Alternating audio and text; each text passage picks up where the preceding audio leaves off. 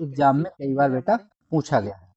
देखिए बेटा क्वेश्चन क्या दिया गया है हमको, क्वेश्चन हमको दिया गया है कि कूलाम के नियम की व्याख्या कीजिए बेटा।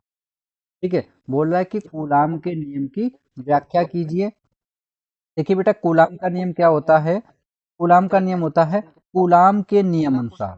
ठीक है, इसको आप डबल इन्वर्टेड कॉमा में लिखिए कि दो बिंदु आवेशों के बीच लगने वाला वैद्युत बल दोनों आवेशों के गुणनफल के बेटा कैसा होता है, समानुपाती होता है, तथा उनके बीच की दूरी के वर्ग के क्या होता है बेटा, व्युत्क्रमानुपाती होता है। तो देखिए यहाँ पे हम लोग क्या करते हैं, एक आपको पहले तो हम एक लाइन ड्रॉ करते हैं यहाँ पे, उसके माध्यम से आपको समझाने की कोशिश करते हैं। यहाँ पे ये हमारे पास एक लाइन हो गई बेटा, इस पे हमारे जो दो आवेश हैं वो रहेंगे, और इसके कलर हम लोग कर देते हैं चेंज।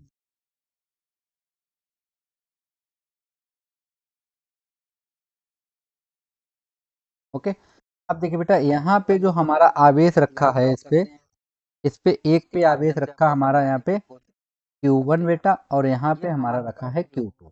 ओके, अब ये ए और बी ये बेटा एक बन गया वैद्युत द्विध्रुव आघूर्ण की कंडीशन बन गई हमारी। ठीक है, इनके बीच की बेटा जो दूरी है वो हमारे स्मॉल आर है, तो हम लोग स्मॉल आर दिखा देते हैं। अब देखिए उसने बेटा क्वेश्चन में क्या बोला है, क्वेश्चन में बोला है कि दो बिंदु आवेशों के बीच लगने वाला बल दोनों आवेशों के गुणनफल के बेटा समानुपाती होता है। तो यहाँ पे बेटा देखिए क्या हो जाएगा हमारा, एफ बराबर हो जाएगा, एफ प्रोपोर्शनल हो जाएगा बेटा, दो बल आवेश हैं Q1 और Q2, तो ये हो गया Q1 और Q2 हो गया। ठीक है, और बेटा बोला उनके बीच की दूरी के वर्ग के व्युत्क्रमानुपाती होता है, तो इसको हमने समीकरण नंबर 1 बोल दिया। अब देखिए बेटा दूरी के अनुक्रमानुपाती होता है, एफ प्रोपोर्शनल हो जाएगा बेटा 1/r², ये हो गया हमारा समीकरण नंबर 2 हो गया। ठीक है, अब देखिए इसको हम लोग इस तरीके से लिख सकते हैं, यहाँ पे हम लोग लिखेंगे, देखिए बेटा समीकरण 1 और 2 से हम लिखेंगे यहाँ पे समीकरण 1 व 2 से बेटा। तो देखिए दोनों एफ प्रोपोर्शनल Q1 Q2 है, और एफ प्रोपोर्शनल 1/r² हमको दिया गया है। तो देखिए हम इसको लिख सकते हैं बेटा F proportional Q1 Q2 upon में बेटा r²। ठीक है, अब या इसको देखिए प्रोपोर्शनल का अगर हम साइन हटाएंगे बेटा तो ये आ जाएगा k, तो ये हो जाएगा Q1 Q2 अपॉन में बेटा कितना हो जाएगा, r² हो जाएगा। ठीक है, अब बेटा यहाँ पे जो k होता है हमारा, k बराबर होता है बेटा कितना, 1/4 पाई k होता है। k यहाँ पे जो परावैद्युतांक है, AC group of learners, good evening sir ji, good evening. Video को शेयर कर दें और सभी बच्चों को लाइव लाइए। तो ये हो गया बेटा k की वैल्यू होती है हमारे, k एक नियतांक है, यहाँ पे क्या है बेटा, नियतांक है।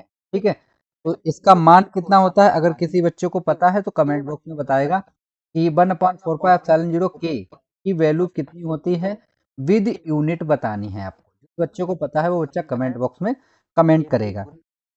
तो देखिए इसको हम लोग लिख सकते हैं बेटा एफ बराबर 1/4 पाई बेटा हो जाएगा के, और इसको हम लोग लिख लेंगे यहाँ पे Q1 Q2 अपॉन में बेटा r²।